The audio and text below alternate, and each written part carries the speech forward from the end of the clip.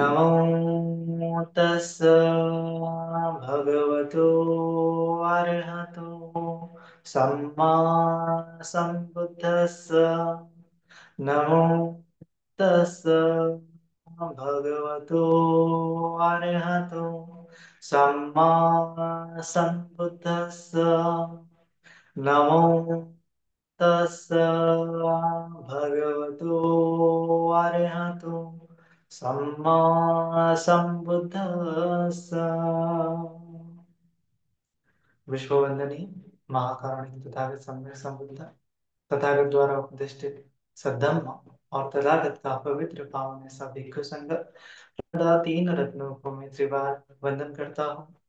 वैसे ही पूजनीय बोधिसत्व डॉक्टर बाबा साहब अम्बेडकर जी जिन्होंने इस भारतवर्ष में धम्म क्रांति का ऐलान किया, उस धम्म क्रांति में मैं अपने आप को समर्पित करता हूँ।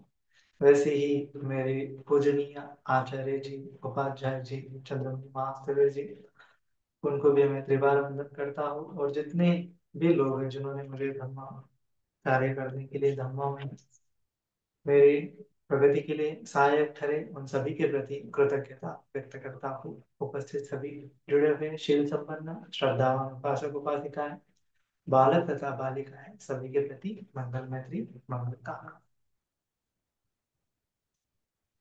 तो आज की धम्म देशना हमारी रहेगी पठित समुपपाद देशना के बारे में। हम देख रहे हैं पिछले वीडियो में भी हमने प्रतीच्य समुत्पाद की अलग अलग कड़ियों के बारे में जाना। विद्या के प्रत्यय से संस्कार होता है, संस्कार के प्रत्यय से विज्ञान, विज्ञान के प्रत्यय से नाम रूप, नाम रूप के प्रत्यय से सड़ायतन, सड़ायतन बच्चा हस्स, हस्स बच्चा वेदना, वेदना बच्चा तणा, तणा बच्चा उपादान, उपादान बच्चा भव। अब तक हमने देख लिया था कि भव क्या होता है, तृष्णा क्या होती है, उपादान क्या होता है। अभी हम देखेंगे भव पच्चया जाति, मतलब भव के कारण जन्म, भव के कारण जो हमारा निर्माण होता है वो कैसे होता है, क्रिएशन जो होता है वो कैसे होता है। तो इस प्रकार से हम आज ये जो जाति शब्द है इसके बारे में भगवान जी ने पठित समुत्पाद में जो कहा है उसको थोड़ा समझने का प्रयास करेंगे। तो आज हम जो पठित समुत्पाद में भव पच्चया जाति इसके बारे में देखेंगे। इसके पहले हमने उपादान पच्चया भव देखा था, है ना। तृष्णा पच्चया उपादान देखा था, उपादान पच्चया भव देखा था। अभी भव पच्चया हम जाति शब्द देखने वाले हैं कि पठित समुत्पाद में जाति से क्या प्रयोजन है ना। तो जाति यह शब्द का अर्थ जो आज की भाषा में परिभाषा में क्या कहा गया है कि किसी वर्ग विशेष को, किसी समुदाय को जाति कहा है ना। कि ये अमुक जाति का है, ये फलाना जाति का है। लेकिन जाति या प्रजाति का कंसेप्ट तो आमतौर पे कैटेगराइजेशन करने के लिए कहा जाता था। जैसे कि कोई जानवर, ये जानवर प्रजाति का है, ये बैल इस प्रजाति का है, ये गाय उस प्रजाति की है। इस प्रकार से कैटेगराइजेशन करने के लिए उपयोग किया जाता है। लेकिन जो पाली शब्द में पाली शब्द है जाति, बहुवचन जाति पटिच्च समुत्पाद में विशेष आया है, तो उस अर्थ में भगवान जी ने जन्म, जन्म इस अर्थ में जाति कहा है ना। जन्म मतलब कि जो हमारा जन्म होता है उसको बोला है जन्म। तो पाली भाषा में तो जन्म शब्द प्रयोग नहीं था, केवल जाति था, जनन था, है ना। सृजन, सजन, जनन, सृजन, ये जो पर संस्कृत में लेटर ऑन जो शब्द प्रयोग बने हैं उसके ऊपर अलग अलग प्रयोग बने हैं, शब्द के अर्थ बने हैं। लेकिन ये जाति शब्द का अर्थ क्या होता है, जन्म होना। तो जन्म होना, तो भव से कैसे जन्म होता है इसके बारे में हम आज थोड़ा डिस्कस करेंगे। तो जाति, जाति मतलब भगवान जी ने समझाया है जन्म, जन्म कैसे होता है हमारा, और हम इस दुनिया में कैसे उत्पन्न होता है, कोई सत्व जो है इस दुनिया में कैसे उत्पन्न होता है। तो भगवान जी ने बताया कि बहुपक्षीय जाति होती है। तो सबसे पहले हम देखेंगे कि जाति क्या होती है और बहु के कारण कैसे उत्पन्न होती है। इस प्रकार से हम थोड़ा जानने का प्रयास करेंगे। तो जाति मतलब जन्म कैसे होता है ना। जन्म मतलब क्या है, तो भगवान जी ने बताया है कतमांस भिक्खवे जाति, है ना। कतमांस भिक्खवे जाति या तेसं तेसं सत्तान तम्ही तम्ही सत्तनिकाय जाति संजाति ओक्कन्ति अभिनिबद्धि खंदानं पातु भाव आयतनानं पटिलाभो अयम उच्यते भिक्खवे जाति। मतलब कोई सत्व जो है ना, या तेसंग तेसंग सत्तानं, कोई भी सत्व हो, अलग अलग प्रकार के सत्व है, लेकिन यह सत्व तमी तमी सतनिकाय किसी लोक में जन्म ग्रहण करते हैं। लोक में मतलब कि पर्टिकुलर एक स्ट्रक्चर के अंदर सत्व जो है जन्म लेता है। लोक मतलब अब ये शरीर को भी लोक बोल सकते हैं। तो कितने प्रकार के लोक हो सकते हैं? तो 31 प्रकार के लोक होते हैं। 4 अपाय गति होती है, 5 मनुष्य गति होती है, फिर 6 देवता गतियां होती है, उसके बाद 11 ब्रह्म गति होती है, और फिर उसके बाद अरूप ब्रह्मलोक होते हैं 4। तो ये लोक है ना। निरय लोक, असुर लोक, तिरछान लोक, प्रेत लोक, मनुष्य लोक, देवता लोक, ब्रह्म लोक और अरूप ब्रह्म लोक। इस प्रकार से ये लोक है। तो कोई भी जीव जो है इन लोकों में ही क्या होता है, जन्म लेता है ना। तो उसको बोला है निकाय, सत्य निकाय, या तमी तमी तेसम तेसम सत्य निकाय, तमी तमी सत्य निकाय, जरा जीर्णता। तो उसमें जब वो उत्पन्न होता है तो जरा जीर्णता खंडित, सॉरी, सत्य निकाय जाति, उसमें जब उत्पन्न होता है, जब किसी सत्व का किसी लोक में प्रादुर्भाव होता है ना, तो उसको बोला है जाति, है ना, जन्म हुआ, उसको बोला है संजाति। कोई सत्व जो है उत्पन्न हुआ, मनुष्य लोक में उत्पन्न हुआ है, तो उसको बोला है जाति, संजाति। उपकंति मतलब कि प्रादुर्भाव होना, है ना। अभिनिपति मतलब प्रादुर्भाव, उपकंति मतलब कि प्रकट होना। कोई सत्व जो है किसी लोक में प्रकट हो जाता है, तो उससे जन्म कहा जाता है, उस प्रोसेस को जन्म कहा जाता है। फिर उसके बाद अभिनिब्बति, अभिनिब्बति मतलब कि वो साकार साकार रूप ग्रहण करता है। उसके साथ साकार रूप कैसे ग्रहण करता है? तो भगवान जी ने बोला है खंडानम प्रादुर्भाव आयतनानम पटिलाभो, कि उसको खंड प्राप्त हो जाते हैं। खंडानम पातुभाव, खंड का प्रादुर्भाव होता है। खंड मतलब क्या है फिर? ये रूप स्कंद मतलब ये शरीर, फिर नाम स्कंद मतलब मन, रूप स्कंद नाम स्कंद का उत्पन्न होता है। खंडानम पातुभाव आयतनानम पटिलाभो, आयतनानम पटिलाभो मतलब कि जैसे हम समझेंगे कि कोख में बच्चा उत्पन्न होता है, तो बच्चा उत्पन्न होता है तो वहां पे प्रतिसंधि होती है ना। प्रतिसंधि चित्त उत्पन्न होता है, वहां पे नाम और रूप क्या होता है, उत्पन्न होता है। उसको भी बोला खंड, खंडानंद पातुभाव, मतलब नाम और रूप का वहां पे उदय हो जाता है, नाम और रूप मिक्स हो जाते हैं, और वहां पे हलन चलन चालू हो जाती है। हलन चलन जैसे ही चालू हो जाती है उसको बोला है खंडानम पादुभाव। और फिर आयतनानम पटिलाभो, फिर धीरे धीरे धीरे माँ के गर्भ में जब बच्चा बड़ा होने लगता है तो उसको कान आने लगते हैं, उसको हाथ पैर आने लगते हैं, नाक आने लगता है, जीभ आने लगते हैं, दांत आने लगते हैं, आंख आने लगते हैं, और पूरा जो शरीर क्या होने लगता है, आयतन आने लगते हैं। 6 आयतन उसको निर्मित होने लगते हैं, है ना। रूप है आयतन, चक्षु आयतन, नाक आयतन, जीवा आयतन, काय आयतन और मनो आयतन। मनो आयतन तो जब बाहर निकलता है तब उसके बाद ज्यादा नहीं, मतलब अंदर भी होता है, लेकिन सभी आयतन जो है बेसिकली बाहर निकलने के बाद काम करने चालू हो जाते हैं। तो माता के गर्भ में यह आयतन बनना चालू हो जाता है ना। आयतन आनंद पटिलाभो खंडानंद पटिलाभो आयतन आनंद पटिलाभो खंडानंद पातुभाव आयतन आनंद पटिलाभो अयम उच्यते भिक्खवे जाति। तो इसको भगवान जी ने क्या बोला है, जाति बोला है। कि जब मनुष्य का किसी सत्व का जन्म होता है, तो जन्म होता है, हम सभी को पता है कि कैसे जन्म होता है ना। लेकिन जाति ये शब्द का बहुत विस्तार से अर्थ है। भगवान जी ने बोला है कि या तेसं तेसं सत्तानं तम्मी तम्मी सत्य निकाय जाति संजाति उपकंति अभिनिब्बति, बहुत सारे शब्द हैं। हम केवल समझते हैं खंडानन पातिभाव आयतनानन पटिलाभो, इसका अर्थ जाति होता है। लेकिन उसके साथ साथ भगवान जी ने बोला है कि जाति संजाति उपकंति अभिनिब्बति, बहुत सारे शब्द हैं। तो उसका अलग अलग एक शब्द का अलग अलग मीनिंग है। एक ही मीनिंग होता है तो भगवान जी नहीं बोलते ना, अलग अलग मीनिंग है, इसीलिए अलग अलग शब्द वहां पे उपयोग किए हैं।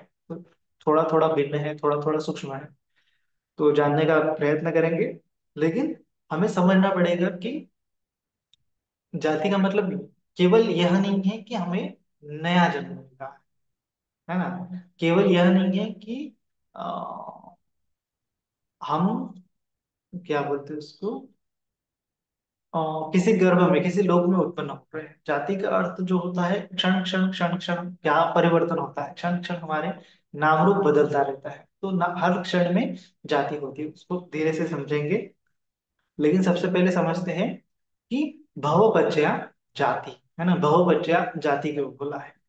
तो बहु क्या मतलब क्या होता है कि हमें ये जन्म मिला है, जैसे कोई मनुष्य बना है तो ये मनुष्य भाव मिला है उसे, है ना। लेकिन उसके माइंड में पिछले जन्म में, मतलब ऐसे बोला जाता है कि एक तो जाति नहीं है, मतलब असंख्य बार हम जन्म लेते हैं, असंख्य बार मर जाते हैं, असंख्य बार जन्म लेते हैं, असंख्य बार मर जाते हैं। ऐसे ही असंख्य बार मनुष्य बने हैं, फिर कोई पशु बने हैं, 31 प्रकार के लोक में नाना सत्व बने हैं, अलग अलग प्रकार से बने हैं, और अलग अलग जगहों पे उत्पन्न हुए हैं, मर जाते हैं, उत्पन्न होते हैं, मर जाते हैं। क्योंकि यम किंचित समुदय धर्म संबंध निरोध धम्मंति, जो कुछ भी उत्पन्न होता है वह नष्ट होने वाला होता है। तो इसीलिए हम उत्पन्न हुए तो नष्ट होने ही वाले हैं। तो इसीलिए कोई भी सत्व जब उत्पन्न होता है तो क्यों उत्पन्न होता है ना। तो उत्पन्न क्यों होता है, जन्म तो होता है हमें पता है, लेकिन उत्पन्न क्यों होता है। तो भगवान जी ने वही देखा था कि जब उनको बोध गया में ज्ञान प्राप्त हुई थी, ज्ञान प्राप्त हुई थी, तो उस समय में उन्होंने देखा कि मेरे क्या हुए हैं, पुब्बी निवासानुसति ज्ञान प्राप्त हुआ। उनको देखा कि मेरे तो बहुत सारे जन्म हुए हैं, ये एक जन्म नहीं है, बहुत जन्म हुए हैं। वैशंतर राजा का जन्म हुआ है, उसके पहले बहुत सारे जन्म हैं, कितने बार न जाने बोधिसत्व रह चुके हैं। कल्प कल्प कल्प क्या हो गया, उन्होंने देख लिया कि मेरे तो इतने सारे जन्म हुए हैं, है ना, इतने सारे जन्म। तो उन्होंने सोचा कि फिर पहला ज्ञान उनको प्राप्त हुआ बोध गया में कि पुब्बे निवास सरस्वती ज्ञान। तो उन्होंने देखा, देखते रहे देखते रहे देखते रहे, पीछे पीछे पीछे पीछे जन्म होते रहे। हर जन्म में वही प्रोसेस, सेम प्रोसेस की जन्म हो रहा है, मर रहे हैं, जन्म हो रहे हैं, मर रहे हैं। तो उन्होंने जाना कि मैं जैसा जन्म ले रहा हूँ, क्या वैसे दूसरे सत्व भी जन्म ले रहे हैं क्या। तो फिर उन्होंने दूसरे सत्वों को जानने की कोशिश की। तो जैसे ही उन्होंने दूसरे सत्वों को जानने के लिए मन को उस डायरेक्शन में लगाया, तो उस डायरेक्शन में लगाते लगाते लगाते उनको दिव्य चक्षु प्राप्त हो गए। पहला ज्ञान उनको विनयवासानुसति प्राप्त हुआ, दूसरा ज्ञान उनको दिव्य चक्षु प्राप्त हुआ। दिव्य चक्षु का मतलब क्या है कि वो देखने लगे कि दूसरा जीव भी मेरी तरह जन्म ले रहा है, मर रहा है क्या, कि दूसरे जीव के भी जन्म हो रहे हैं। तो उन्होंने देखा होगा, तो देखा होगा तो साइड में जो जीव है वो देखा होगा कि इनकी भी पास्ट लाइफ हुई है क्या, तो उनको दिखने लगा कि हाँ, ये सत्वों के भी तो पास्ट लाइफ हुए हैं, और मेरे जितने ही हुए हैं, बहुत बार हुए हैं, अनगिनत बार हुए हैं, असंख्य बार हुए हैं, है ना, और आगे भी होते रहेंगे, है ना। तो उन्होंने समझने की कोशिश की कि हर सत्व का जन्म हो रहा है, हर सत्व मर रहा है, हर सत्व बार बार जन्म ले रहा है, बार बार मर रहा है। तो फिर तीसरा प्रश्न उनको मन में उत्पन्न हुआ कि ये जन्म ही क्यों हो रहा है ना। तीसरा प्रश्न जो है सबसे इंपॉर्टेंट प्रश्न है कि क्यों हो रहा है जन्म। तो तब जाके उन्होंने जानने की कोशिश की कि मैं बार बार क्यों जन्म ले रहा हूँ, क्यों जन्म ले रहा हूँ, क्यों मेरा अगला जन्म। तब जाके उनको वो ज्ञान प्राप्त हुआ। उसको बोलते हैं आस्वाख्या ज्ञान, कि उसमें उन्होंने जाना कि जन्म का कारण क्या है ना, कि मेरा जन्म क्यों हो रहा है। तो उनको पටිච්ච समुप्पाद का दर्शन हुआ कि मेरे माइंड में किसी जन्म की क्या होती है, आसक्ति होती है। मेरे माइंड में कोई जन्म की कल्पना तैयार हो जाती है, और उसकी वजह से मुझे जन्म मिलता है। तो जैसे हमने भाव क्या है पिछले वीडियो में देखा था, कि भाव का मतलब क्या होता है कि हम कुछ बनने की चाह रखते हैं, और उसी चाहत के साथ अगर हम मर जाते हैं, हम उस जगह पे उत्पन्न हो जाते हैं, है ना। कि जैसे कोई आदमी है, उसके माइंड में बहुत, अब हम बहुत बार बोलते हैं ना कि वो व्यक्ति भटकता रहता है। जब कोई इच्छा आकांक्षा रहती है तो वो व्यक्ति भटक जाता है इस भाव संसार में। तो बेसिकली वो भाव संसार में भटकता है, आत्मा भटकती है, ये तो आम बात है, लेकिन वो भाव संसार में भटकता रहता है, ये सही मायने में। तो कौन से भी थोड़ी भी इच्छा रही तो भी भटकना निश्चित है। कहाँ भटकेंगे, पूरे 31 लोकों में कहीं ना कहीं जन्म लेगा। तो कोई बोलते हैं आत्मा बन गया, भूत बन गया, तो प्रेत योनि में जन्म ले लेता है। लेकिन वहां पे भी जन्म लिया तो भी क्या होता है, मरना ही पड़ता है। कुछ दिन बाद वहां पे कुछ समय के लिए कर्म भोगेगा, उसके बाद मर जाएगा, उसके कर्मों के अकॉर्डिंग वहां पे रहेगा, उसके बाद मर जाएगा, दूसरे जगह पे उत्पन्न होगा। तो हम हमेशा क्या करते हैं, हमारे माइंड में कल्पना कर लेते हैं और इस कल्पना में ही हम जीते हैं, है ना। हमें लगता है कि ये जो है ऐसा है वैसा है, ये जगत ऐसा है वैसा, हमें लगता है, हर बार लगता है। और ये हर बार लगना ही क्या है, भाव है। उसको बोला है भाव, कि हम इमेजिनेशन इमेजिनेशन कर लेते हैं, इमेजिनेशन में जीते हैं। हम हमारा भाव, हमारा संसार खुद बनाते हैं। आपने कई बार सुना होगा कि हम मन ही पूरा संसार बनाता है। तो ये रियल है कि मन ही संसार बनाता है। क्यों क्यों बनाता है? क्योंकि वो अज्ञानी है ना। नंबर वन क्या है, संसार को बनाने के लिए क्या आवश्यकता है, अज्ञान आवश्यकता है। दूसरी क्या आवश्यकता है, उसके पीछे उसको चाहत होना आवश्यकता है। तो ये चाहत और अज्ञान के कारण ही क्या होता है, कोई सत्व जो है किसी जगह में उत्पन्न होने की चाह व्यक्त करता है ना। किसी जगह में उत्पन्न होने की चाह जब व्यक्त कर लेता है तो उस जगह पे वह उत्पन्न होने के चांसेस बढ़ जाते हैं, है ना। और अज्ञान के वश ये चाहत उसको उत्पन्न होती है। तो इसीलिए भगवान जी ने पठित समुपपाद में अज्ञान अविद्या बताया। अविद्या बच्चा संखार, संखार बच्चा विज्ञान। कि अविद्या से ही शुरुआत हो रही है, कि हमारे अज्ञान से ही ये जन्म मृत्यु की श्रृंखला की शुरुआत हो रही है। हमें पता ही नहीं कि हम केवल कल्पना में जी रहे हैं। हमें रियलिटी का थोड़ा थोड़ा एहसास होता है, लेकिन कंप्लीट रियलिटी जो है नहीं पता चलती। तो इसी को बोला है कि हम अज्ञान में जीते हैं और अज्ञान में मर जाते हैं। जब कोई व्यक्ति अज्ञान में जीता है, अज्ञान में मरता है, तो पुनः भवति, है ना, पुनः उसका भव हो जाता है, पुनर्भव हो जाता है। पुनर्भव होता है, पुनः जन्म होता है। तो पुनर्भव को बोला है जाति, है ना। पुनर्भव हो गया उसका, है ना, उस व्यक्ति का, उस सत्व का। तो अविद्या के कारण और चाहना के कारण। अविद्या से ही क्या बनते हैं, उपादान बनते हैं। उपादान से भव चाहत बनती है, तृष्णा भी उसके पीछे अटैच होती है। तो ये बेसिकली भव मतलब ये तृष्णा उपादान का कॉम्बिनेशन होता है। तृष्णा उपादान अविद्या का कॉम्बिनेशन होता है ना। तो इसीलिए उपादान पचा भव बोला है। तृष्णा पचा उपादान, उपादान पचा भव बोला है। तो भव मतलब पूरी इमेजिनेशन जब भी हम करते हैं, तो इमेजिनेशन में हमें चाहत भी होती है कि हाँ ये होना चाहिए, ये होना चाहिए, ये नहीं होना चाहिए। चाहत, कल्पना, कल्पना के पीछे हमारी चाहत होती है। और उसके बाद वो इमेजिनेशन हमें लगता है कि ये होना चाहिए, ये नहीं होना चाहिए, फलाना फलाना, ये भी सब क्या है, हमारे भाव है। और इसके चलते फिर हम अटक जाते हैं, इस भाव संसार में अटक जाते हैं, है ना। ये भाव संसार क्यों बोला है, क्योंकि ये माइंड ने बनाया हुआ है, माया जाल है, ऐसा भी बोल सकते हैं। तो ये माया जाल में हम, जैसे मैट्रिक्स का कंसेप्ट है, मैट्रिक्स में हम रहते हैं। तो मैट्रिक्स में रह रहे हैं, कब तक रहेंगे, जब तक चाहत रहेंगी और जब तक ज्ञान रहेगा। जब जानेंगे कि हाँ ये सब मैट्रिक्स है, इसमें मुझे नहीं रहना, ये सब इम्परमानेंट है ना। और जब इम्परमानेंट है, दुख है, अनात्मा है, ऐसा बोध हो जाएगा, तब वहां से सब कुछ छूटेगा। नहीं तो क्या हो जाएगा, जैसे ही उसके मन में चाहत उत्पन्न होती है, वो किसी ना किसी जगह पे उत्पन्न हो जाता है ना। तो इसीलिए बोला है भव। आपने बहुत सारी कहानियां सुनी होंगी। उस कहानी में क्या हो जाता है कि अ, भगवान जी ने ये भी कहा, एक बार एक कथा है, धम्मपद में कहानी है ना, कि कोई व्यक्ति है। तो हमें, मतलब हमें जन्म देने वाला कौन है बेसिकली, है ना। हमें जन्म देने वाला कोई ईश्वर आत्मा परमात्मा नहीं है। हमें जन्म देने वाले हम खुद हैं, है ना। हम जन्म ग्रहण कर रहे हैं, क्यों ग्रहण कर रहे हैं, ये अविद्या और चाहत के कारण। तो भगवान जी ने एक समय में बोला है धम्मपद की का गाथा और कथा में कि एक भंते जी होते हैं, तो बौने होते हैं, सब उनको चिढ़ाते हैं। तो भगवान जी ऐसा उपदेश उनको करते हैं कि लोगों को, बाकी भिक्षुओं को बताते हैं कि उनको छुड़ाना, तो अभी उन्होंने उनके माता पिता को मार दिया है। तो माता पिता मतलब क्या है कि भगवान जी सब कंफ्यूज हो जाते हैं कि भगवान जी ने बोला है कि उसने माता पिता जी को मार दिया, माता पिता जी को मार दिया।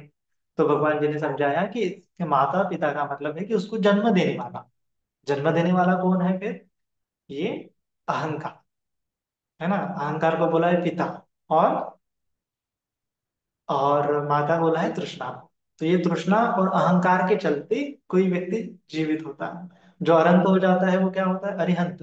अरिहंत मतलब वो शत्रुओं को मार देता है। कौन होते हैं शत्रु, ये जन्म देने वाले, है ना। अविद्या और ये तृष्णा, है ना, इग्नोरेंस और ये तृष्णा, या फिर ईगो और तृष्णा, या फिर अज्ञान और चाहत, ये दो के कारण क्या होता है, हम इस भव संसार में जन्म ले रहे हैं। अगर ये दो नहीं रहेंगे, अविद्या और तृष्णा, ईगो, सेल्फ, और ये हमारी आइडेंटिटी, और आइडेंटिटी बनाने की चाहत जब तक रहेगी, तब तक दुख ही है ना। हमारी आइडेंटिटी होती है, उसके अकॉर्डिंग ही हम चाहत बना लेते हैं, और उसके चलते ही पूरा संसार जो है डेवलप होने लगता है।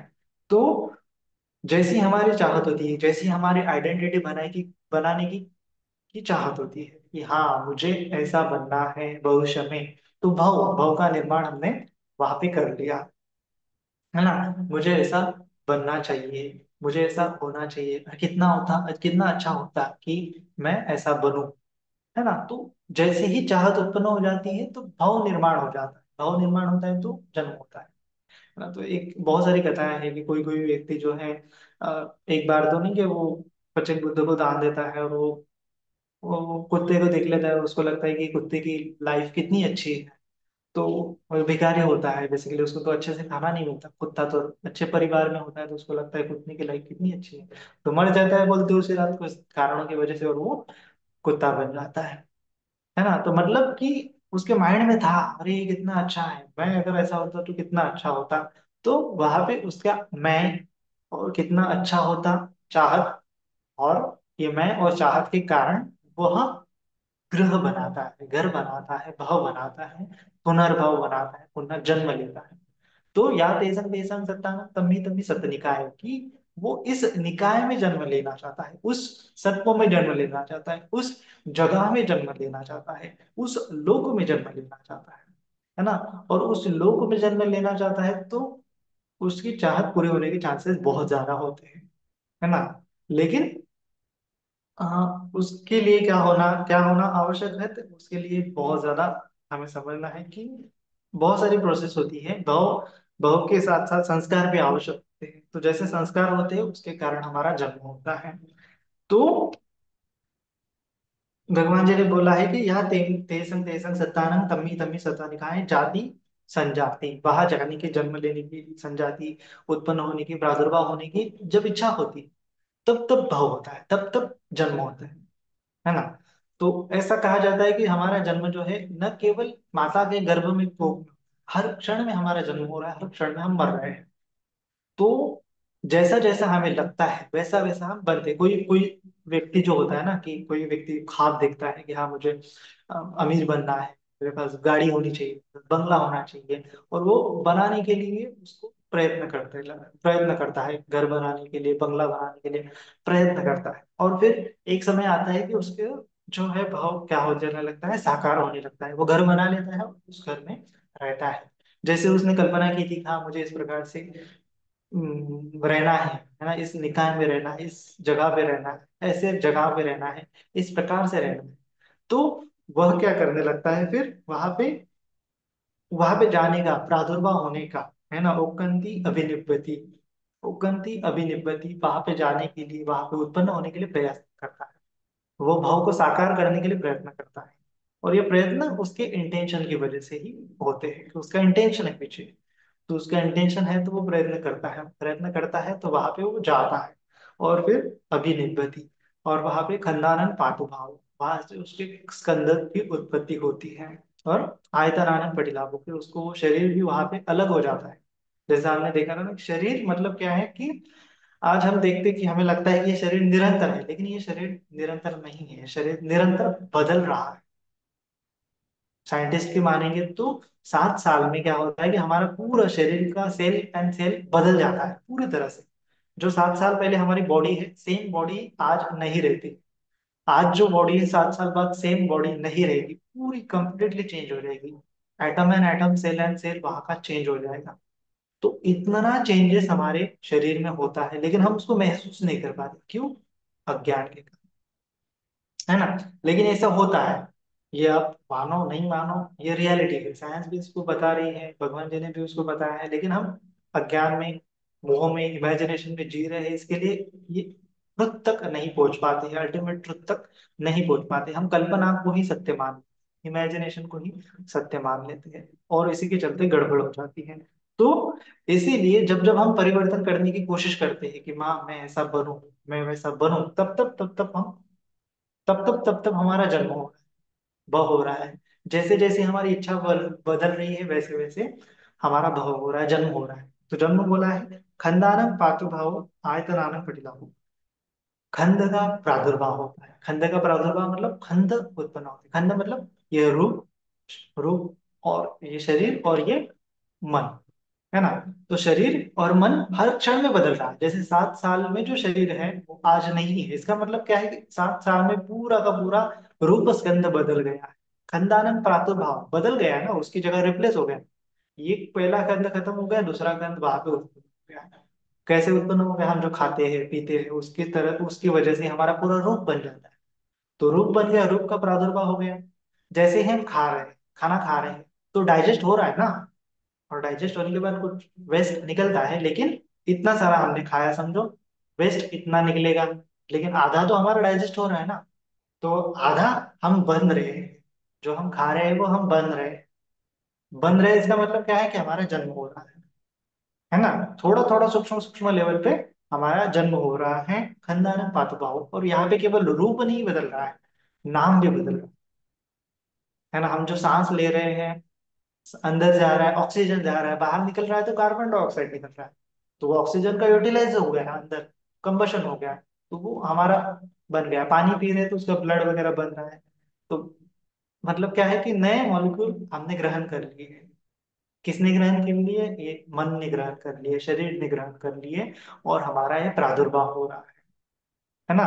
तो जैसे ही हम हमारे मन में जो बनाते हैं, हमारे मन में बोलते हैं कि है ये होना चाहिए, ये कर लेते हैं, तो उसका मतलब स्कंद परिपूर्ण रीत्या बदल गया है, खंड का परिपूर्ण रीत्या चेंज हो गया है, लेकिन हमें वो समझता नहीं। इसीलिए बोला जी ने बोला है कि नाम रूप, नाम और रूप ये दो रियलिटी है। कि जैसे ही हम नाम में चेंज कर लेते हैं, रूप में भी चेंज हो। जैसे मैं मेरे माइंड में आया कि मैं हाथ हिलाऊं, तो मैं हाथ हिला रहा हूँ, रूप में चेंजेस हो गए। रूप में चेंजेस हो गए तो यहाँ के आटम मॉलिक्यूल्स हिल गए होंगे ना बहुत सारे। और ये संचालित कौन कर रहा है? मन कर रहा है। और मन को ऊर्जा कहाँ से मिल रही है? शरीर से मिल रही है। खंडानम पातुभाव के जैसे ही स्कंद डेवलप हो जाता है, रूप उत्पन्न होता है, तो नाम भी उत्पन्न होता है। नाम उत्पन्न होता है तो रूप भी उत्पन्न होता है ना। रूप में कुछ चेंजेस हो जाते हैं तो नाम में भी चेंजेस हो जाते हैं। जैसे आपको कुछ लगा, यहाँ पे कांटा वगैरह चुभा, तो किसको दर्द हो रहा है? नाम को दर्द हो रहा है। रूप को दर्द नहीं होता। रूप मतलब केवल डेड बॉडी, है ना। डेड बॉडी जैसा होता है स्तब्ध, उसमें कुछ है नहीं। तो वो डेड बॉडी कुछ ग्रो नहीं हो रही, विकसित नहीं हो रही, खंड का प्रादुर्भाव वहां पे नहीं हो रहा।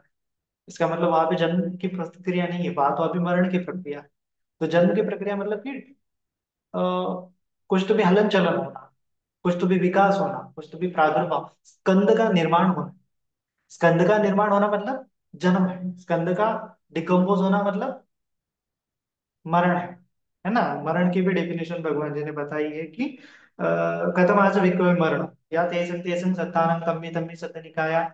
जो सत्तनिका में वो जन्म लेता है, च्युति वहां से निकल जाता है, चवनता वहां से वो खत्म हो जाता है, भेदो भेद हो जाता है, उस लोक और वो नहीं रहता है, अंतर्धान नष्ट हो जाता है, मच्चु मरण। मच्चु मतलब कि वो डेथ हो जाता है। काल क्रिया, कल काल क्रिया खंडानम भेदो, खंड का पूरी तरह से भेद हो जाता है। कड़ेवरे से निक्षेप हो, कड़ेवरस का निक्षेप हो जाता है। और जीवित इंद्रिय से उपच्छेद हो, जीवित इंद्रिय का उपच्छेद होता है। इदम इदम उच्चति विक्रम मरण। कि खंडानम क्या हो जाता है? जैसे इसमें बोला है, जाति में बोला है खंडानम पातुर्भाव पातुभाव, और मरणम में बोला है कि खंडानम भेदो, खंड का भेद होना शुरू हो जाता है।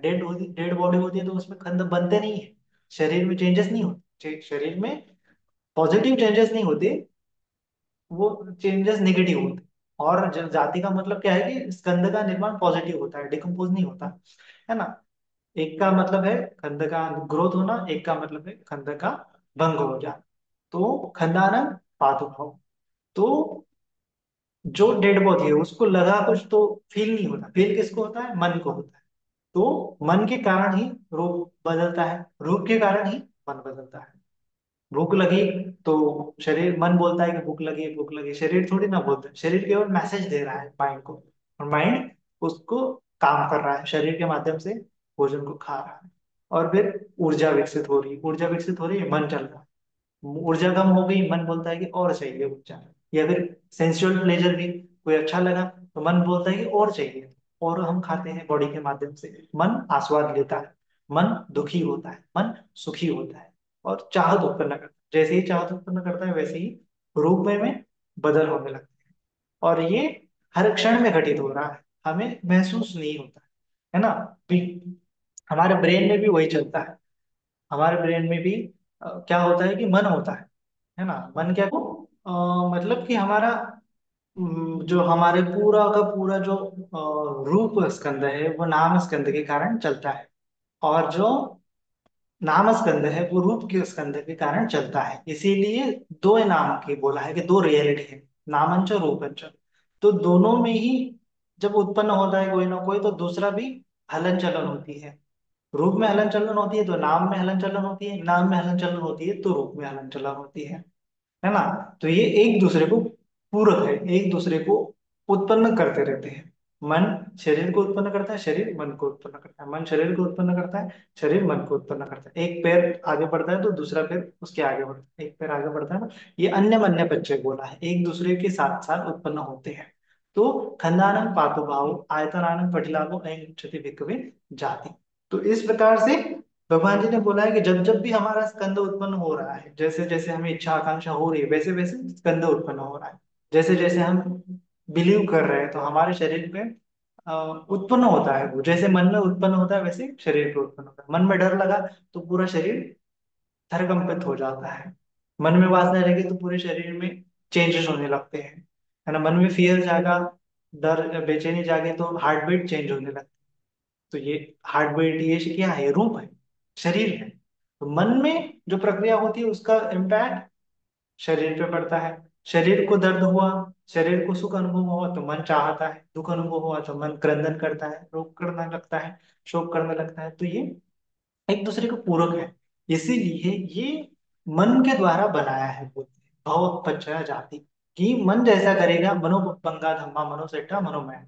ये नाम और रूप में मेन कौन है, मन है।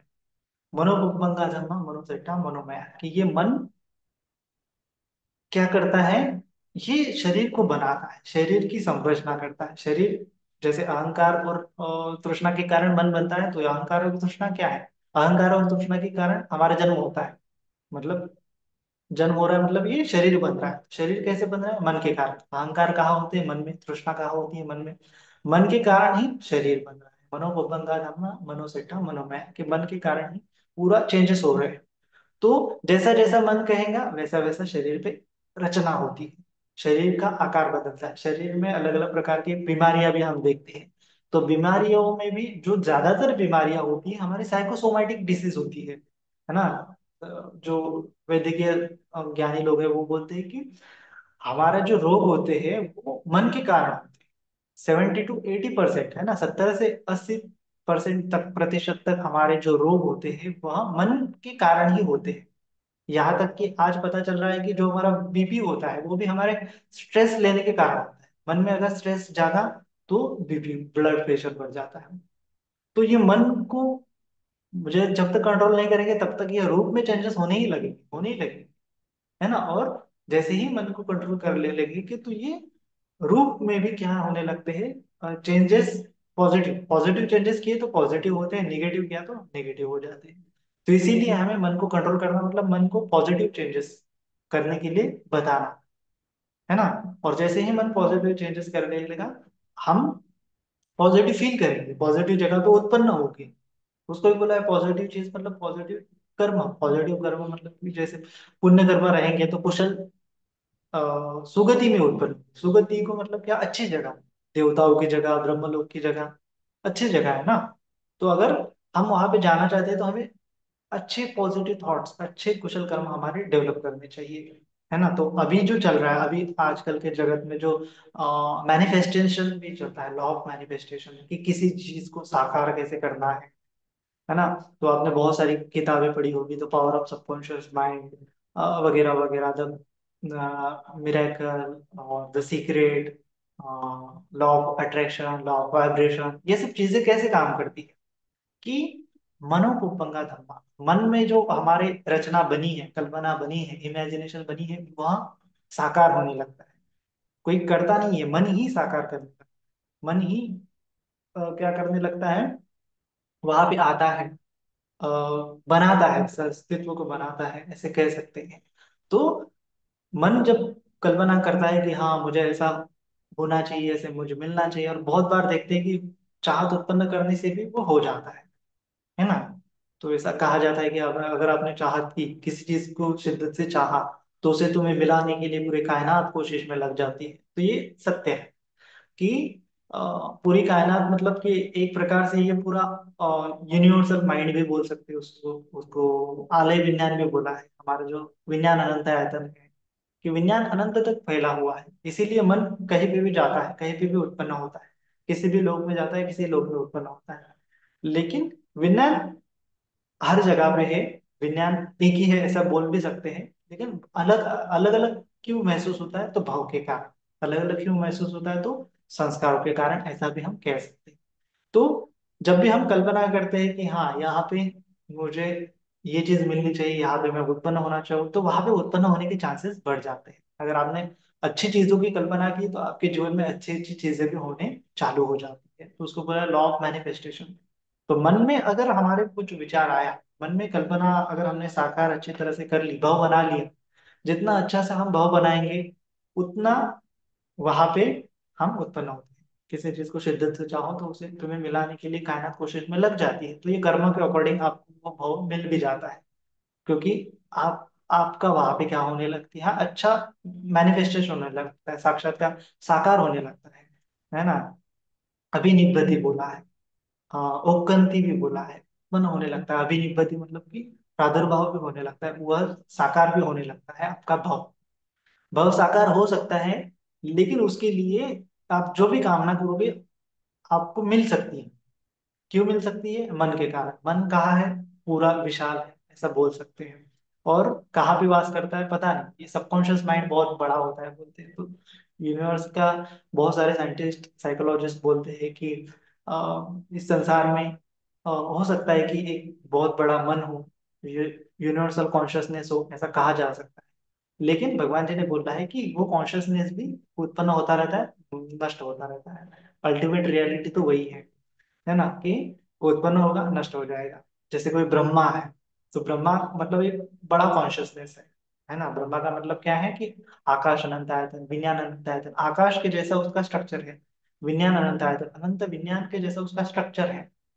उसको लगता है कि ये पूरे जीव मेरे अंदर उत्पन्न हो रहे हैं, मेरे अंदर मर रहे हैं, मेरे अंदर। और उसका आयु भी बताया भगवान जी ने कि कितने कल्पों तक वो ब्रह्मा होता है। लेकिन कल्प खत्म हो जाने के बाद फिर मर जाता है, क्योंकि जो जन्म हुआ है वह मरेगा ही मरेगा। तो जन्म हुआ है तो नष्ट होगा ही होगा, उदय हुआ है तो वह होगा ही होगा, तो वह हो जाता है। वह होने के कारण क्या होने लगता है कि खानदानों प्रादुर्भाव, जैसे ही यूनिवर्स का डिस्ट्रक्शन होने लगता है, ब्रह्मा भी खत्म हो जाता है।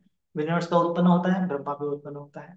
इस प्रकार से ये उत्पत्ति स्थिति वह, उत्पत्ति स्थिति वह चालू रहता है। उत्पत्ति होती है, कुछ समय तक रहते हैं, फिर नष्ट हो जाते हैं।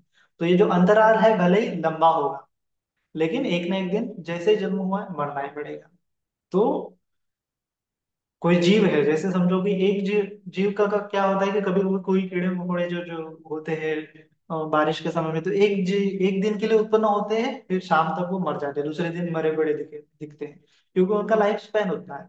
किसी किसी का 2 दिन, किसी का 4 दिन, किसी साल, किसी का 10 साल, 12 साल, ऐसे होते होते 100 साल मनुष्य का आयु, 80 से 100 साल। देवताओं का आयु 500 साल, 1000 साल, कल्प, है ना, लाख कल्प ऐसा होता है। लेकिन लाख कल्प होने से उनको मोह मूर्ता आ जाती है, उनको लगता है कि हम अनंत साल तक ऐसे ही रहेंगे, अनंत साल तक ऐसे ही है, तो वो रियलिटी नहीं समझ पाते, इसीलिए मुक्त नहीं हो पाते। जैसे ही वो यूनिवर्स खत्म हो जाता है, मर जाते हैं, फिर वो फिर से जन्म लेते हैं दूसरे सत्वों के रूप में। तो इसीलिए या तेसंग तेसंग सत्तान, तमी तमी सत्ता निकाय, जहां जहां वो उत्पन्न होने की कोशिश करता है, वहां वहां वो उत्पन्न हो जाता है। उत्पन्न होने के लिए क्या आवश्यक होता है, आइडेंटिटी, है ना। नंबर वन क्या आवश्यक होता है, आइडेंटिटी आवश्यक होता है। उसको बोला है अहंकार, मान बोला है पाली भाषा में, क्या बोला है, मान और तृष्णा, आइडेंटिटी और वहां उत्पन्न होने की चाहत। तो भाव अगर आपने पर्टिकुलरली अच्छे से समझा होगा तो जाति भी आपको अच्छे से समझती है कि भाव, पिछले वीडियो में मैंने बताया था कि जो आप कल्पना कर लेते हैं कि हाँ, तो कल्पना में भी कि मैं ऐसा बनूं, मैं वैसा बनूं, मुझे ऐसा होना चाहिए, मुझे ऐसा लगना चाहिए, अरे ये चीज मुझे मिलनी चाहिए, ऐसा घर होगा, वैसा होगा, तो आपके मन की कल्पना है। और आप वहां पे है, आपका जो विचिकित्सा, सॉरी, सत्काय दृष्टि, सत्काय दृष्टि बोलती है कि हाँ वहां पे उत्पन्न होना है, हाँ वहां पे उत्पन्न होना है, हाँ ये नहीं मिला मुझे, ये कितनी अच्छी लाइफ होगी ना, मेरे पास तो गाड़ी नहीं है, अगर मैं राजा बन जाता हूँ तो कितना सारा मैं उपभोग कर सकता हूँ। तो हर बार राजा के थॉट्स उसके मन में आने लगते हैं, तो आपके मन में भी आता है ना जो इंटेंशन कि मुझे ऐसा करना है, मुझे ऐसा करना है, तो वो बेसिकली भाव, भाव ही आपको करना, करने की चेतना देता है, जो भाव है ना, कि मुझे ऐसा करना है, मुझे वैसा करना है, ये होता तो कितना अच्छा था। तो फिर जैसे ही वो आता है कि मुझे ऐसा होना चाहिए, मुझे वैसा होना चाहिए, ये ठीक नहीं, वो ठीक नहीं, विचिकित्सा आ जाती। विचिकित्सा मतलब कि वो इस चीज में सुख, अरे मैं तो बन गया राजा, लेकिन यहाँ तो मुझे सुख ही नहीं मिल रहा है, फिर दूसरा कोई और बन लो, फिर तीसरा कोई और बन लो, फिर चौथा कोई और बन लो, तो ऐसे हमारा जो बनने की चाहत जो है अलग अलग होने लगती है, और जैसे ही अलग अलग होने लगती है वैसे वैसे अलग अलग सत्वों में हम उत्पन्न होते हैं। फिर हमें राजा नहीं, हमें देवता बनना होता है, फिर देवता बन लो, इतना कर लो, इतना कर लो, फिर देवता बन जाता है। लेकिन वहां पे भी जन्म हो जाता है, जन्म हुआ है तो मर जाता है, फिर नष्ट हो जाता है। तो जैसे ही मन में कल्पना उत्पन्न होती है तो वो साकार होने के चांसेस बहुत ज्यादा बढ़ते हैं। लेकिन ऐसा ऐसा नहीं है कि जो आप कल्पना करो कि वो बन ही जाएगा। अब उसके लिए आवश्यक होता है संस्कार, है ना, अविद्या पश्चात संस्कार, संस्कार पश्चात विज्ञान, विज्ञान पश्चात नाम। तो जन्म होने के लिए अविद्या के कारण से जन्म होगा, लेकिन संस्कारों की आवश्यकता है। बहु बच्चा डायरेक्ट जाति नहीं होती, बहु के बीच में आते हैं संस्कार। जैसे आपके संस्कार होंगे वैसे जाति हो, है ना, जैसे आपके संस्कार होंगे वैसा आपका जन्म होगा, जैसा आपका संस्कार होगा उस लोक में आपका जन्म होगा, है ना। तो जैसे आप गए, फॉर एग्जाम्पल मरने का समय आ गया और आपने एक सुंदर सा महल देख लिया, और आपको चाहत उत्पन्न हुई, अरे इस महल में मैं रहूंगा तो कितना आराम से रहूंगा, एसी होगी, फलाना फलाना चीज होगी, इस प्रकार से आप सोचते हो। लेकिन फॉर एग्जाम्पल आपके वहां पे कर्म ही उतने नहीं, हाँ कर्म ही उतने नहीं है कि महल में आप बनो। महल में तो, महल की तो आपको लालसा उत्पन्न हुई है, लेकिन आपके कर्मों के कारण, संस्कार मतलब क्या, कर्म, आपके संस्कार बच्चा विज्ञान उत्पन्न, जैसे आपके संस्कार होंगे उस टाइप का आपका विज्ञान होगा, और वहां पे आप जन्म लोगे। तो आपका है कि मैं महल में जन्म लूं, तो ये कंपलसरी नहीं कि आप वहां पे मनुष्य लोग, मनुष्य का उत्पन्न हो, आप कीड़े मकोड़े भी उत्पन्न हो सकते हो अगर आपके कर्म नहीं है तो। कर्म है अच्छे तो मनुष्य बनोगे, कर्म अच्छे है तो देवता लोग बनोगे उस जगह पे रहने वाले, और कर्म बुरे हैं तो अपाय गति का प्राणी बनोगे। कोई कीड़ा मकोड़ा वहां पे बन के उत्पन्न होंगे, कोई कुत्ता बिल्ली वहां पे बन के उत्पन्न होंगे, राजमहल में रहोगे, एसी कूलर की हवा खाओगे, लेकिन कुत्ता बिल्ली रहोगे, कीड़े मकोड़े रहोगे, है ना। तो आपको जो चीज अच्छी लग रही है तो वहां पे आप उत्पन्न होगे ही होगे, लेकिन कर्मों के अकॉर्डिंग आपका लुक चेंज हो जाएगा। एक तो देवता लोग अच्छे कर्म मिल गए तो, अच्छे कर्म मिल गए तो मनुष्य लोग, बुरे कर्म है तो फिर दुर्गति का सत्व, है ना, दुर्गति का सत्व वहां पे उत्पन्न हो जाएगा। चाहे वो आप असुर बन सकते हो, वहां पे आप प्रेत बन सकते हो, तिरछन बन सकते हो, तिरछन और प्रेत योनि जनरली इजीली उत्पन्न हो जाते हैं, है ना। और जरा बहुत ज्यादा अकुशल कर्म है तो आपने किसी भी की चीज की चाहत की, तो महापातक आपने कर लिया, 6 महापातक है, माता पिता की हत्या करना, अरंतों की हत्या करना, बुद्धा के इसमें खून निकालना, संघ भेद करना, ये अगर आपने कर्म कर लिए तो आपने कितने भी चाहत कर ली कि मैं देवता लोग बनूं, मनुष्य बनूं, प्राणी बनूं, नहीं बनोगे, आप डायरेक्ट नरक में जाओगे, क्योंकि वो संखार पश्चात विज्ञान वहां पे उत्पन्न होगा। आपका भाव साकार नहीं होगा, आपका भाव पराभव होगा। पराभव सूक्त बताया भगवान जी ने कि भाव साकार होना मतलब, भाव साकार हो गया मतलब भाव बच्चा जाति हो गया, भाव साकार हो गया, आपका सपना साकार हो गया, जाति हो गई, जन्म हो गया, भाव का बिकमिंग का क्रिएशन हो गया, भाव का प्रादुर्भाव हो गया, भाव विकसित होना चालू हो गया, भाव का सृजन होना चालू हो गया, भाव उत्पन्न हो गया, प्रादुर्भाव हो गया, खंड वहां पे मिल गए, खंडान पाठुभाव आयतन आनंद पाटिलाभो अयं उच्यते विक्रमे जाति। तो आपकी बिकमिंग पूरी हो गई, भाव हो गया, सक्सेसफुल हो गया, भाव बन गए। उसके बाद पराभव, कि कर्म नहीं है तो पराभव होगा। चाहे कितनी भी आप भाव बनाने की कोशिश करो, चाहे कितनी भी आप कल्पना कर लो, लेकिन पराभव होगा। भगवान जी बोलते हैं, क्यों पराभव होगा? क्यों पराभव सूत्र में पता है फिर, कि कितने कितने कर्म करने से आपका पराभव होगा। अच्छा नहीं करता, कंजूसी करता है, माता पिता का आदर नहीं करता है ना, और भूखे को रोटी नहीं पूछता है, कंजूसपना करता है, मैत्री भाव नहीं रखता है, तो पराभव होगा। तो भाव को साकार करने के लिए फॉर्मूला क्या है? लॉ ऑफ मैनिफेस्टेशन का फॉर्मूला क्या है? जो पराभव सूत्र में भगवान जी ने बताया है, कि जिस चीज की वजह से पराभव होता है वो नहीं करो। मन में मैत्री भावना करो, कंजूसी छोड़ दो, माता पिता की सेवा करो, गुरुजनों का आदर करो। तो इस प्रकार से कुशल धर्म मन में उत्पन्न करो, अकुशलों का त्याग करो, कर्म पॉजिटिव हो जाएंगे। और जो कर्म पॉजिटिव हो गया, बल आ गया, तो इसका मतलब क्या हो गया? संस्कार आपके लाइट हो गए, लाइट फिट हो गए, तो आप वो भाव साकार कर सकते हैं। संस्कार भारी हो गया, कुशल कर्म ज्यादा है, तो दुर्गति की ओर खींचते चले जाओ। भाव साकार करना है तो अच्छे कर्म करो। अच्छे कर्म करने से इजीली देवता गति मिल जाती है ना। देवता गति मिलने के लिए ज्यादा कर्म की आवश्यकता नहीं, लेकिन थोड़े बहुत कर्म भी लोग नहीं करते, है ना। भगवान जी ने बताया कि एक धम्मपद में कहा है, सच्चंग बणे न न कुज्जय दज्जा पंपी याचितो एते ही तिहि ठाने ही गच्छे देवान संति की। ये सच्चंग बणे, सत्य बोलो हमेशा, न कुज्जय, कंजूस की मत करो, क्रोध मत करो। कुज्जय, क्रोध और कंजूस की बहुत हद तक सेम ही है। जय दज्जा अपम पे याचितो, तो थोड़े किसी ने अगर किसी तो आपको मांगा है तो आप उसको दे रहे हैं, दान धर्म कर रहे हो, हेल्प कर रहे हो दूसरों को, तो दज्जा अपम पे याचितो एते ही तिहि ठाणे ही गच्छे देवान संति। ये तीन काम करने से देवता लोक में चले जाते हैं। तो देवता लोक का भाव बनाना इजी है, सत्य बोलो है, क्रोध मत करो, मैत्री भावना रखो, और क्या करो? दान करो। तो ये दान है, ये शील है, और ये मैत्री भावना है। दानशील भावना करने से आप देवता गति में चले जाते हो। सिंपल सा फॉर्मूला है। अगर आपको मैनिफेस्टेशन करना है, किसी चीज को प्राप्त करना है, तो ये दान शील भावना कर लो, उसका प्रैक्टिस आपका, आप हर चीज को मैनिफेस्ट कर सकते हो। जो आप बनना चाहते हो वो आप बन सकते हो। जिस चीज की आप कामना करते हो, उसको पूरी कायनात मिला के आपको मिला दी, है ना। कायनात मतलब क्या है? कायनात मतलब क्या है? Law of Karma. Law of Karma आपको मिला देगा, लॉ ऑफ धर्मा। पांच नियम बताए भगवान जी ने प्रकृति के, तो ये चित्त नियम है, कर्म, पहले तो बीज नियम है, ऋतु नियम है, चित्त नियम है, कर्म नियम है, और धर्म नियम। तो धर्म नियम का पालन पालन करोगे, धम्म नियम का पालन करोगे, तो कर्म नियम भी अपने आप साकार हो जाते हैं। कर्म अपने अकॉर्डिंग काम करते हैं, आपके अकॉर्डिंग कार्य करने लगते हैं, जब आप धर्म नियम के साथ रहते हो, धम्म नियम के साथ रहते हो। तो ये धम्म के साथ रहना मतलब मन को कुशल कर्मों से भर देना, कुशल धर्मों से भर देना। कुशल धर्मों से भर दिया तो आप जो चाहते हो हो जाएगा, है ना। जो चाहते हो, इच्छा की कि ऐसा ऐसा होना चाहिए मेरे लाइफ में, तो ऐसा ऐसा हो जाएगा। उससे भी बढ़िया है, उससे भी बढ़िया क्या बताया भगवान जी ने, कि और ज्यादा कुशल कर्म करो। और ज्यादा कुशल कर्म क्या है? मतलब समाधि। शील से ज्यादा कुशल कर्म क्या है? समाधि। दान से भी ज्यादा कुशल कर्म है शील, शील से ज्यादा कुशल कर्म है समाधि। समाधि कर लिया, चतुर्थ ध्यान तक, चतुर्थ ध्यान तक गए, तो क्या कर सकते हो आप?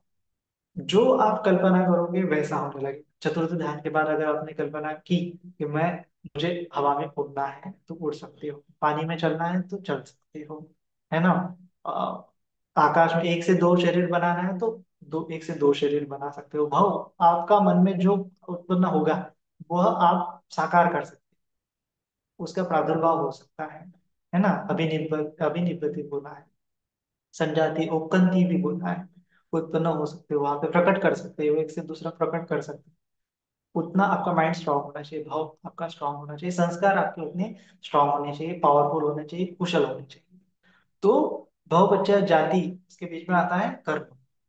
जैसे आपके कर्म होंगे, वैसा आपका भाव साकार होगा या नहीं होगा, उसके चांसेस बढ़ जाते हैं। कर्म अच्छे हैं तो आप जैसा चाहोगे वैसा होगा, कर्म अच्छे नहीं है, कितना भी चाहो वैसा नहीं होगा। तो ये फॉर्मूला भगवान जी ने बताया है कि जो चीज की इचितन पचितन तुय्यं क्षिप्रमेव समिज्जतु, कि जो चीज की तुम चाहना करते हो, इच्छा आकांक्षा करते हो, वह पूरी हो सकती है जब आपके पास पुण्य कर्म है। पुण्य कर्म एक लाइक से बल है आपके पास, है ना। पारमिता का बल है, पुण्य का बल है, शील का बल है, सत्य का बल है, त्याग का बल है। तो यह बल है, और इस बल से आप जो कहोगे वो हो जाता है। फिर सत्य क्रिया का भी कंसेप्ट आ जाता है ना, सत्य क्रिया का कंसेप्ट कि कोई अगर बोले कि पानी गिर जाए तो पानी गिरने लगता है, तो ये सत्य का बल है। हाँ, किसी किसी आत्मा परमात्मा को नहीं बोल रहे, जस्ट बोल रहे हैं, और वो हो जाता है। क्योंकि आप में मन, मनोबंगात्मा, मन को ये सृष्टि का मतलब भाव का निर्मित करने की क्षमता है, भाव को बनाने की क्षमता है मन में। तो मन बहुत पावरफुल है, लेकिन हम मन नहीं समझ पाते, ये लॉ ऑफ धम्मा को नहीं समझ पाते, इसीलिए गड़बड़ हो जाती है। तो लॉ ऑफ धम्मा के अकॉर्डिंग जियोगे अपना लाइफ, तो आप में बहुत सारा पोटेंशियल आने, आप जो चीज कहोगे वो हो जाता है। इसीलिए सत्य का बल होना बहुत आवश्यक है, सत्य बल। तो भगवान जी ने सत्य क्रिया की थी ना, कि मुझे अगर निरंजना, बोधि ज्ञान के पहले निरंजना नदी में वो पात्र फेंका और कहा कि अगर मुझे बुद्धत्व की प्राप्ति होती है तो ये नदी के विरुद्ध दिशा में बहता जाए। तो वो सच में पात्र नदी के विरुद्ध दिशा में बहता चला जाता। तो सच्चा क्रिया बोलते हैं। सत्य है तो वो क्रिया भी होने लगती है। तो इसीलिए आपको आपकी मन भी क्रिया सत्य करनी पड़ती है। शरीर काया वाचा मन से सत्य बोलना पड़ता है, सत्य में जीना पड़ता है। तब जाके आप परम सत्य तक पहुंच पाते हो। अगर नहीं करोगे तो नहीं होगा, परम सत्य तक नहीं पहुंच पाते हो। तो इतना सिंपल फॉर्मूला भगवान जी ने बताया है। जैसा करोगे वैसा फल मिलेगा। फल, फल की चाहत करने से नहीं मिलेगा, कर्म भी करने पड़ेंगे। तो कर्म तो करने पड़ेंगे, लेकिन अभी हमें मुक्ति के कर्म करने के लिए भगवान जी ने बताया है। ये तो चमत्कार वमत्कार कर लिया इसका मतलब मुक्त नहीं होता है, आंखों से हाथों से पानी निकाल लिया, है ना। पानी निकाल लेना, आकाश में उड़ना बड़ी बात नहीं है ना। बहुत बार मैंने समझा है कि मन के कारण क्या होता है, हम ये रूप को कंट्रोल करते हैं। मन में आया मेरे के हाथ को हिलाओ तो हाथ को हिल गया। अभी सूक्ष्म लेवल पे चतुर्थ ध्यान में गए, समाधि के भावना में किया, हमने ध्यान किया, और उस समय में हमने पूरे बॉडी के पानी पानी पानी तत्वों को आपो कसिन पे भावना की, पानी पानी का कार्य कारण भाव जाना अंदर से, और जाना कि पानी तो निकल लेता है, पानी तो छिद्र में निकलता है। जैसे समर का सीजन है, गर्मी है, तो पानी तो हमारे पसीना पसीना लथपथ लथपथ हो जाता है। लेकिन हम अभी विंटर चल रहा है, अब कहे कि एक बूंद पसीना निकाल के दिखाओ तो नहीं निकाल पाते। इसका मतलब उस जगह तक हमारी स्मृति नहीं पहुंची है, हमारा ध्यान नहीं पहुंचा है। ये पानी आपो कसिन कैसे काम करता है हमारे अंदर, ये पृथ्वी कैसे काम करती है, जल कैसे काम करता है, अग्नि कैसे काम करती है, हमें पता नहीं, इसीलिए हम प्रभुत्व नहीं मिला। प्रभुत्व मिल जाता है तो पानी का बूंद को अभ्यास करेंगे, हाँ चल ऐसे ऐसे मेरे शरीर में पानी घूम रहा है, यहाँ भी तो पानी है, तो पानी को ऐसे निकाल। जैसे मैंने अभी ये हाथ है, हाथ को ऐसे कहा मन से कि आगे जाओ तो आगे जाता है। तो उसी प्रकार से बूंद है, तो बूंद को ऐसे मन से मैंने स्पर्श किया, आगे जाओ तो आगे जाएगा। एक बूंद निकला, फिर दूसरा बूंद निकला, तीसरा तीसरा, करते करते फिर धार निकल गई, फिर हाथों से पानी निकल गया। चमत्कार बोला है। लेकिन चमत्कार कौन कर रहा है, मन कर रहा है, जो बलवान मन है। कोई ईश्वर आत्मा परमात्मा का प्रसाद नहीं है। ये केवल क्या है, प्रकृति के नियम है, कॉज एंड इफेक्ट है। लेकिन उस नियम को हम समझ नहीं पाते, क्योंकि हम कल्पना में जीते हैं, ज्ञान में जीते हैं, है ना। तो उस रियलिटी को मैनिफेस्ट करने के लिए आपको रियलिटी का ऑब्जर्वेशन करना पड़ता है। रियलिटी का ऑब्जर्वेशन करना पड़ता है, कॉज एंड इफेक्ट को जानना पड़ता है, तब जाके वो साकार होता है। उसकी स्टडी करनी पड़ती है, तो फिर चमत्कार आने लगते। चमत्कार आने लगते तो आप कहो कि आप कल्पना करो अच्छे से, बॉडी को रियलाइज करो पूरा अवेयरनेस के साथ, और फिर लेविटेट भी होने लगते हो, उड़ने भी लगते हो, एक से दो भी होने लगते हो, चमत्कार दिखा सकते हैं। लेकिन चमत्कार का मतलब क्या है कि रूप में बदलाव कर दिया। किसके कारण, नाम के कारण।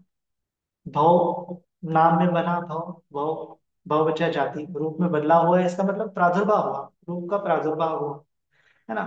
खंडान पातुभाव, खंड उत्पन्न हुआ, रूप स्कंद उत्पन्न हुआ, रूप खंड में चेंजेस हो गए, जैसा मन कहा वैसा चेंजेस हो गए, इसका मतलब जाति संजाति जन्म हुआ, वो उसको फल मिला, है ना। वो कंति अभिनिर्वृत्ति साकार हो गया, वहां पे रूप जैसा चाहते वैसा रूप साकार हो गया। तो भगवान जी के समय में भी बहुत सारे भिक्षु लोग थे। एक भिक्षु तो था कि भगवान जी के जैसे ही उसने पूरा अपने शरीर बना लिया था, और लोग आते थे और उसको ही भगवान जी समझते थे। लेकिन फिर वो बोलता था कि मैं भगवान नहीं, भगवान जी तो उधर है। तो इस प्रकार से तो नाम रूप में चेंजेस कर सकते। और कहा जाता है कि जो भगवान जी का जो शरीर है, ये हमें जो मूर्ति दिखाई देती है, ये मूर्ति जो है अ, उनको ज्ञान प्राप्ति के बाद देती है। है ना। ज्ञान प्राप्ति के बाद उनका शरीर नाम रूप में चेंजेस हो गए, के शरीर में से आभा निकलने लगे। जब उन्होंने ये पठित समुत्पाद का पूरा चिंतन मनन किया, रूप का पार्टिकल का, तो उनका पूरा शरीर रिकंस्ट्रक्शन हो गया, रिकंस्ट्रक्शन हो गया। और उनके शरीर से आभा निकलने लगी, है ना। और इसीलिए बोलते हैं सभ्य बुद्धा समा समा। जो 28 बुद्ध हो गए हैं, आने वाले 27 बुद्ध और आने वाले भी बुद्ध, सब मिलके सभ्य बुद्धा समा समा, मतलब कि उनमें चेंजेस नहीं दिखता। उनका मन भी सेम होता है, उनका शरीर भी सेम होता है। क्यों ऐसा होता है? क्योंकि मन सेम होता है। मन क्यों सेम होता है? क्योंकि ज्ञान सेम होता है। ज्ञान क्यों सेम होता है? संस्कार सेम होते हैं, इसीलिए विज्ञान सेम होता है। विज्ञान सेम होते हैं, इसीलिए नाम रूप सेम, है ना। तो जो ज्ञान मिला है, उसी की वजह से संस्कार सेम हुए हैं, कॉन्शियसनेस सेम हो गया है, तो नाम रूप भी सेम हो जाता है। सेम हो जाता है, इसीलिए बोला है सभ्य बुद्धा समा समा। तो ये प्रादुर्भाव हो गया, उनके खंड में चेंजेस हो गए, उपकंति अभिनिपति साकार हो गए। जैसा वो चाहते हैं वैसा अपने शरीर को बना सकते हैं, एक से दो बना सकते हैं, है ना। जैसे कहा जाता है कि भगवान जी जब 7वां वर्षावास कर रहे थे, तो 53 सा तो सीधा देवता लोग, 53 सा देवता लोग किया अपने माता को दम्म देशना देने के लिए। और वहां पे जब वो देशना देते थे तो भूख लगती थी, 7 दिन कंटिन्यूस देशना देते थे तो भूख लगती थी। तो भगवान जी एक शरीर वहां पे छोड़ देते थे बोलते, और फिर दूसरा शरीर बनाते हुए नीचे आते थे। वो नेपाल में पोखरा तालाब है, वहां उतरते थे और वहां पे चारिका करते थे, भोजन खाते थे और फिर से चले जाते थे ऊपर देवता लोग। तो दो शरीर बना सकते थे, है ना। अंतर्धान हो सकते थे, और एक से जगह दूसरी जगह पे उत्पन्न हो सकते थे। तो ये सब चीजें हम कर सकते हैं, है ना। लेकिन चमत्कार दिखाने से कोई व्यक्ति मुक्त है ऐसा नहीं समझा जाता। मुक्त है ऐसा कैसे समझा जाता है? कि जब वो ये नाम और रूप की श्रृंखला से मुक्त हो गया। ये नाम और मतलब भाव बच्चा जाति, है ना। अ, ये इस साइकिल को उसने ब्रेक कर लिया, पටිච්ච समुप्पाद की साइकिल, दुख की साइकिल को उसने ब्रेक कर लिया। उसका अभी फिर से जन्म नहीं होगा। इस साइकिल को पूरी तरह से उसने खंड कर लिया, खंडित कर लिया, दुख की साइकिल को खंडित कर लिया, उसको मुक्त बोला है। तो भगवान जी ने जाना कि ये नाम और रूप की वजह से, ये अविद्या और तृष्णा की वजह से मुझे जन्म जन्म मिल रहा है। तो भगवान जी ने कहा कि मुझे ये अविद्या और तृष्णा का नाश करना पड़ेगा। तो उनको तीसरा ज्ञान प्राप्त हुआ, उसको बोलते हैं आसवा खया ज्ञान। तो उस अवस्था में उन्होंने ये जो अहंकार है उसको खत्म कर दिया, ये तृष्णा है उसको खत्म कर दिया है। अहंकार और तृष्णा खत्म कर दिया तो भाव नहीं बचा उनके माइंड में, नहीं बचा इसका मतलब निर्वाण हो। तो ये आसवा खया ज्ञान को निर्वाण, जब तक ये निर्वाण नहीं होगा अहंकार का और तृष्णा का, चाहत का, किसी कामना का, तब तक आप भाव संसार में घूमते फिरोगे। कोई व्यक्ति साक्षात्कार कर लेता है, कोई व्यक्ति को लगता है कि कोई आकृति दिखी, वो सुख मिल रहा है, तो मैं यही हूँ। तो उसी अवस्था में जब वो मर जाता है तो वो ब्रह्मलोक में उत्पन्न होते हैं। क्यों? क्योंकि वो आकृति को ध्यान के निमित्त को ही उसने मैं मेरा मान लिया। ध्यान का निमित्त उत्पन्न होता है, हाँ ये आकाश के इतना अनंत हो गया, अनंत हो गया, हाँ कितना सुख है, कितना सुख। उस सुख को मैं मेरा मान लिया और वो ब्रह्मालोक में उत्पन्न हो गया। तो यही होता रहा है। भगवान जी के समय में उद्दत तालार काला 7वें ध्यान 8वें ध्यान तक गए, लेकिन मुक्त नहीं हो। क्यों? क्योंकि उस सुख को ही उसने मैं मेरा आत्मा परमात्मा मान लिया था, कंसेप्शन जोड़ दिया था। पता तो नहीं था लेकिन मान लिया था। तो मान लेने से क्या है कि वो इल्यूजन है। क्या है? अज्ञान है, अविद्या है। क्या है? अहंकार है। क्या है? संज्ञा मात्र है, वहां पे पन्या नहीं हुई है, केवल परसेप्शन है। विजडम नहीं हुआ है, बोध नहीं हुआ है कि मुझे जो प्राप्त हुआ है वो बेसिकली है क्या, नहीं समझा है। इसीलिए उसको बोला है कि हाँ मैं ही हूँ। परसेप्शन बना लिया कि मैं हो सकता हूँ, होगा ही। सुना है कि मैं ऐसा होता हूँ अनंत, तो मैं अनंत हो गया, तो मैं अनंत हूँ। तो कल्पना, कैलकुलेशंस रॉन्ग हो गए, रॉन्ग हो गए।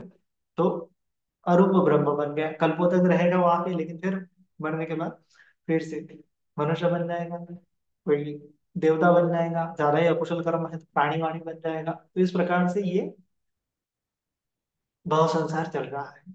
तो इसीलिए भाव पचया जाति, तो ये भाव को ब्रेक करना बहुत कठिन है, क्योंकि हम कल्पना में जीते हैं, कल्पना में ही ये विश्व को बनाते हैं। तो हमारी कल्पना जैसी होती है वैसा हम ये विश्व हमें महसूस होता है, महसूस होता है, या फिर हम विश्व में फील करते हैं, लोक लोक में जाते हैं। लोक है ये हमारा। और ज्यादातर बार क्या होता है कि हम कल्पना ही में ही जीते हैं, भाव भाव में ही जीते हैं, ऐसा होने से अच्छा होगा, वैसा होने से अच्छा होगा। रियलिटी को नहीं समझ पाते। रियलिटी क्या है, ये बॉडी और माइंड उस रियलिटी को नहीं समझ पाते। ये शरीर कितना रियलिटी, लेकिन इस शरीर को रियलिटी का हम अभ्यास नहीं करते हुए, वर्तमान को नहीं समझते हुए फ्यूचर को चाहते, विचिकित्सा उत्पन्न करते है ना। जब भी आपका मन फ्यूचर में जा रहा है, पास्ट में जा रहा है, इसका मतलब विचिकित्सा है। क्यों जा रहा है? सत्काय दृष्टि है। आपको आपका वहां पे कुछ ना कुछ चाहिए होता है ना। वहां पे कुछ ना कुछ आपका मान होता है, ईगो होता है, सेल्फ होता है।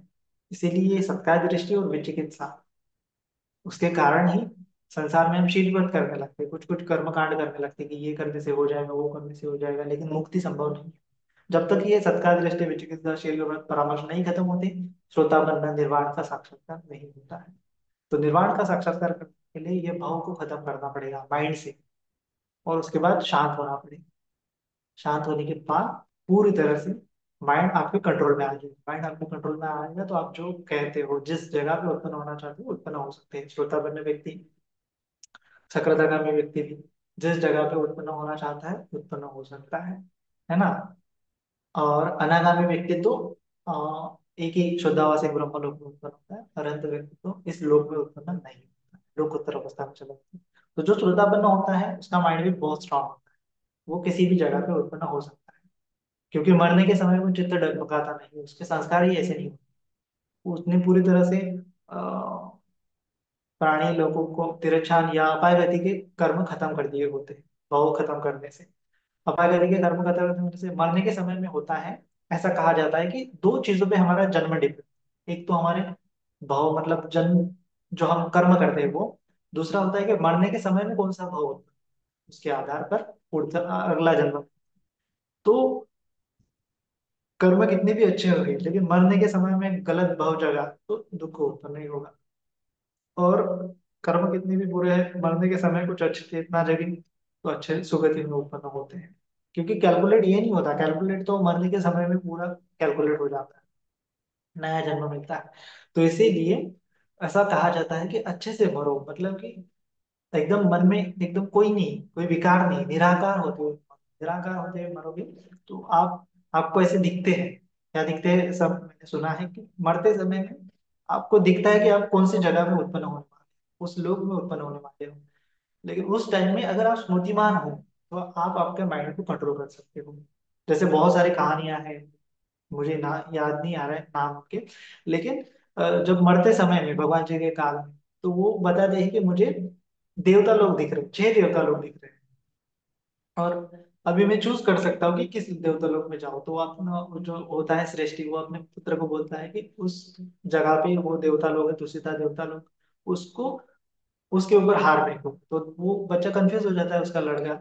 लेकिन वो जैसे ही हार फेंकता है तो वहां पे वो रथ में जाके हवा में तैरने लगता है। वो जो हार ऐसे दिखता है कि हवा में, फूलों का हार हवा में तैर रहा है, लेकिन वहां पे उस आदमी को दिखता है कि उसको देवता लोग लेने के लिए आए हैं, है ना। ये गंधर्व देवता लोग है, ये निम्बारण्यवती देवता लोग है, ये तुषिता देवता लोग है, यामा देवता लोग है।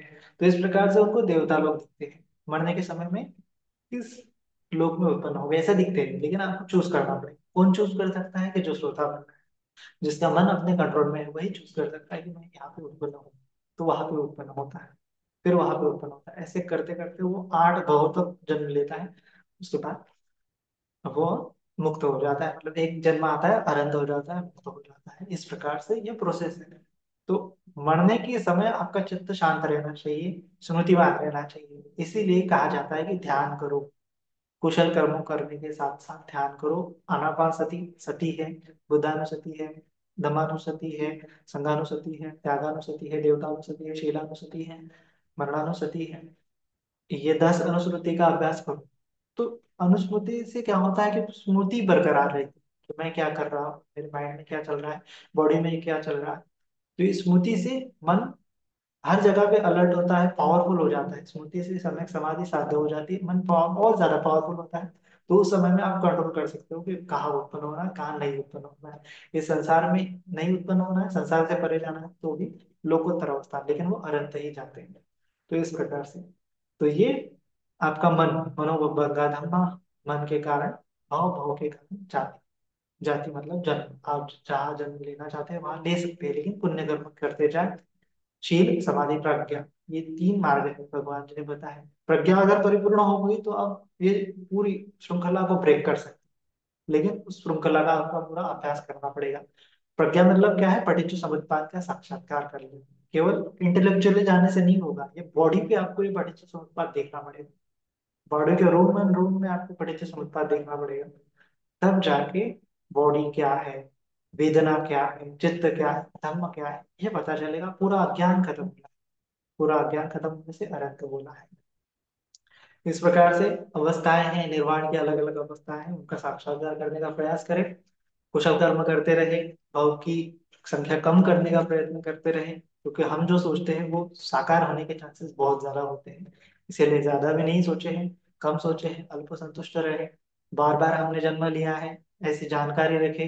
जितने बार भी जन्म लेते हैं, भाव मिल भी गया तो भाव मिलने में भी, अब आपको कितना भी लगेगा कि मैं इतने महल में रहूंगा, लेकिन जो महल में रहने वाले लोग हैं वो भी तो बूढ़े होते हैं, वो भी तो मरते हैं, है ना। उनको भी तो व्याधियां होती है, रोग होते हैं, बीमारी होती है, उनको भी तो क्रंदन करने लग पड़ता है, शोक करने पड़ता है। उनके प्रियजनों का उनसे छुटकारा होता है तब दुख होता है, अप्रिय लोग उनके संपर्क में आते हैं तो दुख होता है। तो भगवान जी ने बोला है जहाँ जन्म, यहाँ दुख की प्रक्रिया शुरू होगी। क्योंकि बूढ़ा होना पड़ेगा, बढ़ना पड़ेगा, व्याधि होगी, रोग होगी, बीमारियां होगी, कोई चाह मन चाहे घटना हर बार पूरी नहीं होगी, क्योंकि हर बार उतने कर्म नहीं रहेंगे, तो हर बार दुख ही दुख रहेगा, है ना। यम व्यंजन न लभते तम दुख, कामना करोगे नहीं मिलेगा, दुख ही दुख है ना। और हर बार आपकी एक्सपेक्टेशन बदल जाती है। हाँ, इस भाव में एक्सपेक्टेशन अलग है कि देवता लोक में जाऊं, देवता लोक में जाने के बाद और ज्यादा एक्सपेक्टेशन बढ़ जाती है कि मैं इस प्रकार से सत्व बनूं, उस प्रकार का सत्व बनूं, मैं राज्य करूं, मैं इंद्र बन जाऊं, शक्र बन जाऊं। इस प्रकार से मारा बोलता है कि इसके पार मैं नहीं जाने दूंगा किसी को, दुखी होता है। हर बार दुखी होती है, हर सत्व दुखी होता है, क्योंकि वहां पे जन्म है, जहाँ पे जन्म है वहां पे मृत्यु है। वहां पे जन्म, जहाँ पे जन्म है वहां पे दुख की शुरुआत हो गई है। इस प्रकार से ये जन्म मृत्यु की श्रृंखला से जब तक नहीं निकलते तब तक परिपूर्ण विद्या, दुख से मुक्ति संभव नहीं है, मुक्ति संभव नहीं है। तो मुक्त होने के लिए ये भाव प्रत्यय जाति को समझना पड़ेगा और उसका निरोध करना पड़ेगा। तभी निरोध संभव है कि कैसे मैं साकार करता हूँ, कैसे वो घटित होता है। तो मुझे अभी साकार करने में चक्कर में नहीं पड़ना है, जितना साकार करूंगा उतना उतना दुख में पड़ता जाऊंगा। तो इस प्रकार से समझना है, बार बार चिंतन मनन करना है, धर्म को अच्छे से समझना है, धर्म को धारण। आज के लिए इतना ही। सभी का मंगल हो, सभी का कल्याण हो, सभी जन सुखी हो, सुखी हो, सुखी हो। साधु साधु साधु।